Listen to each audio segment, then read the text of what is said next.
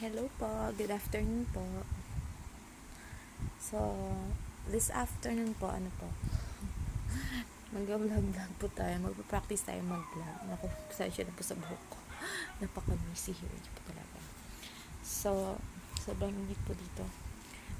So, from Bantay Island nga po pala kami. So, yung kasama ko po dito is yung anak na natutulog. Ito po yung anak ko. So, ayan po siya guys, tulog na tulog kasi nga pumaga po siya nagising kanina. Kasi nga po, may pasok na. Kaya kailangan maagang nagising. So, ayan po. So guys, i-follow nyo po kami sa Mandal Family Vlog po namin. Nagsisimula pa lang po kami. Sana po pala rin. Tsaka, sana po marami pong mag-subscribe po sa YouTube channel po namin. Tulungan nyo po kami guys. Yun po. Bye. Thank you for watching.